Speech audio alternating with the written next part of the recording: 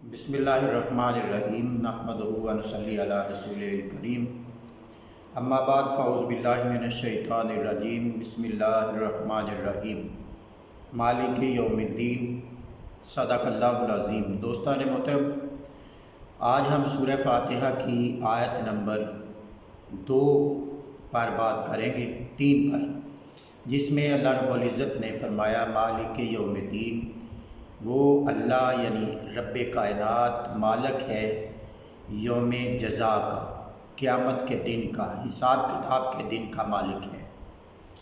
इस आयत करीमा के अंदर 2 अल्फाज बड़े काबिल तवज्जो और काबिल गौर हैं कि अल्लाह रब्बुल इज़्ज़त ने अपनी सिफ़त को, अपनी खूबी को, अपने एक नाम को, सिफ़ाती नाम को इस आयत करीमा के अंदर बयान किया, और उसका मतलब है मालिक, कि अल्लाह रब्बुल इज़्ज़त क़यामत के दिन का मालिक है। मालिक का मतलब ये होता है कि जो हर चीज़ जिसके इख्तियार में और कब्ज़ा में हो, कोई चीज़ भी जिसके कब्ज़े से, जिसके इख्तियार से बाहर ना हो, वो मालिक होता है।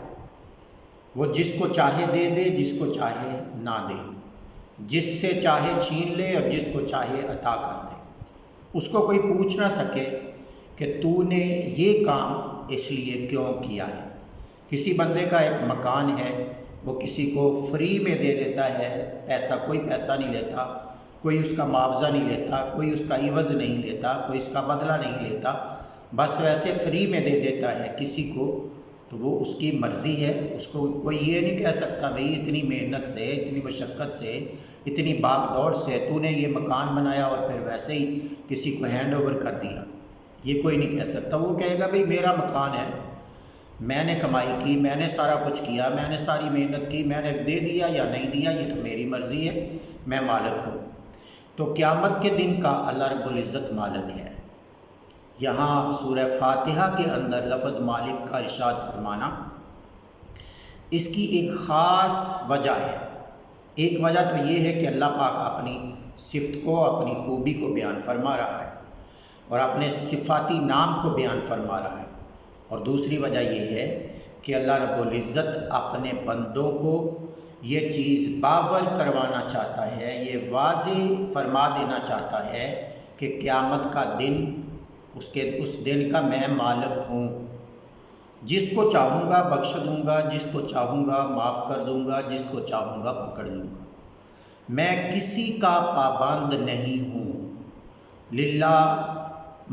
क़यामत के दिन अल्लाह पाक इरशाद फरमाएगा लिमनिल मुल्कुल यौम, आज किसका दिन है?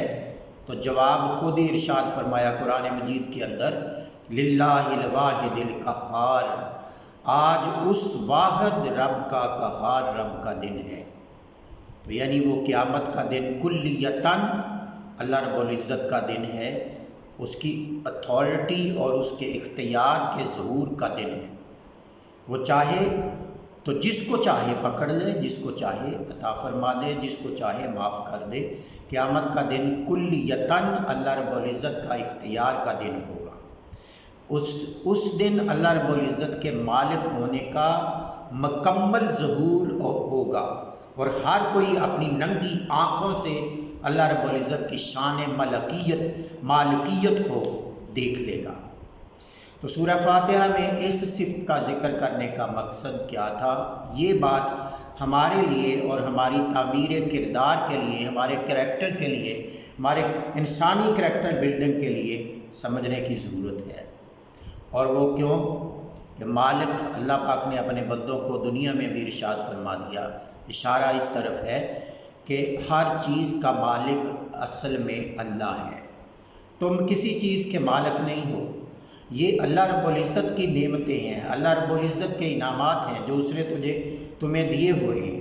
वो चाहे तो तुम्हें अता कर दे, चाहे तो वापस ले ले, उससे कोई पूछने वाला नहीं है, और कोई उस पर इतराज़ नहीं कर सकता। कोई ये नहीं कह सकता मुझे क्यों नहीं दिया और उसको क्यों दे दिया। मालिक है, उसकी मर्ज़ी, जिसको चाहे जितना दे दे। किसी को उम्र 10 साल दे दे, किसी को 100 साल दे दे, किसी को 200 साल दे दे, किसी को 900 साल दे दे, ये उसकी मर्ज़ी है। کسی کو دنیا کی دولت زیادہ دے دے، کسی کو علم زیادہ دے دے، یہ اللہ رب العزت کی مرضی ہے۔ کسی کو فقیر رکھ لے، دنیا کے اندر فقیر رکھ کر اور غربت میں رکھ کر آخرت کے لیے اس کے لیے انعامات اور اکرامات اور عزت اور تکریم بچا کر رکھ لے، یہ اس کی مرضی ہے۔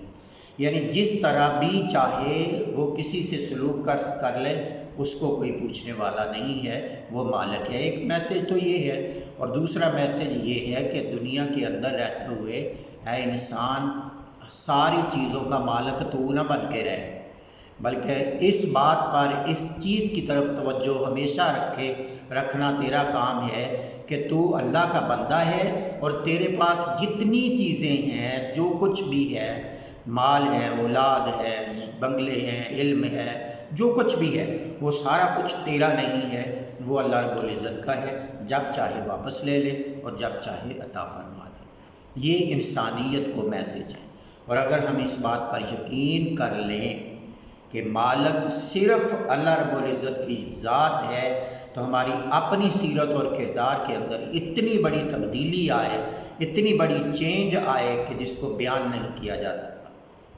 اور جب اس چیز کا اظہار ہماری سیرت و کردار سے ہونا شروع ہو جائے گا، تو پھر ہر کوئی جو بندہ بھی ہمیں دیکھے گا، وہ ہمیں دیکھ کر بلا تامل یہ کہنے پر مجبور ہوگا کہ یہ کوئی اللہ والا بندہ ہے، کیونکہ وہ سنبھال کے رکھے گا نہیں۔ وہ تو کہے گا مالک کا مال ہے، اسی کی راہ میں دے رہا ہو، لٹا رہا ہو، اسی کی دی ہوئی چیز ہے، اسی کو کی راہ میں دے رہا ہو۔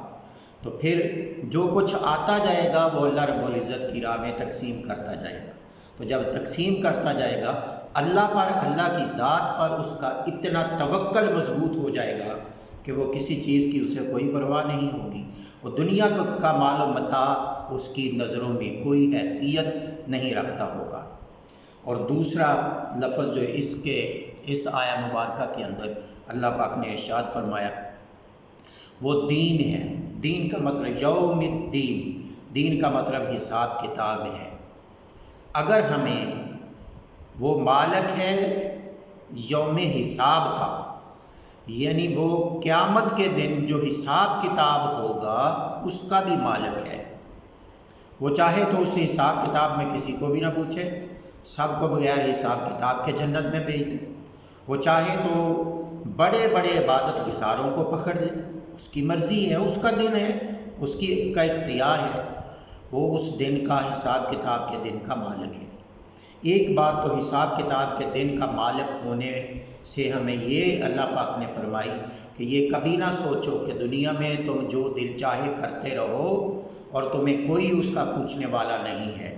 اگر دنیا میں تم نے ظلم کیا اور تمہیں اس کا بدلہ نہیں ملا، تو یہ مت سمجھنا کہ بس دنیا سے جانے کے بعد بھی کچھ نہیں ملے گا، جزا اور سزا نہیں ملے گی، بلکہ اللہ رب العزت نے اس حساب کتاب کا نام لے کر، ارشاد فرما کر یہ واضح کر دیا کہ اگر اس دنیا میں تجھے حساب کتاب دینا پڑا ہے یا نہیں پڑا، یہ بات یاد رکھ۔ دنیا کی عدالتوں نے اگر تجھے معاف کر بھی دیا، چھوڑ بھی دیا، تو اصل جو عدالت ہے اللہ رب العزت کی عدالت ہے، اس کے سامنے تمہیں پیش ہونا ہے اور تمہیں اپنے کیے کا وہاں پر جواب دینا ہے۔ اگر تم نے کسی کے ساتھ احسان کیا تو اللہ رب العزت تجھے اس کا بدلہ دے گا، اور اگر تو نے کسی کے ساتھ ظلم کیا ہوگا تو اس ظلم کا بدلہ تجھے اس کو دینا ہوگا۔ تو قیامت کے دن کا مالک ہے قیامت کے دن کا، حساب کتاب دینا پڑے گا، حساب کتاب کیٹاگوریکلی دینا پڑے گا۔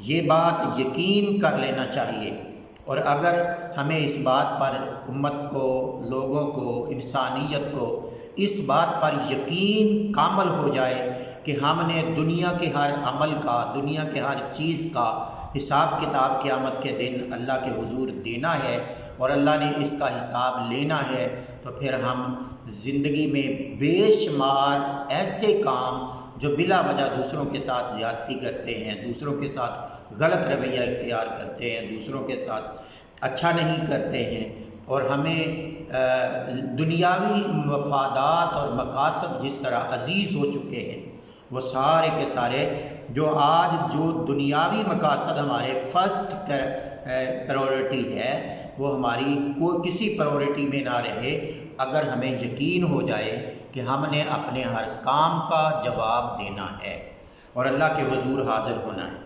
اگر ہمیں قیامت کے دن پر اور حساب کتاب کے دن پر پورا یقین ہو جائے تو ہم کبھی ایسا نہ کریں، کبھی کوئی غلط کام نہ کریں۔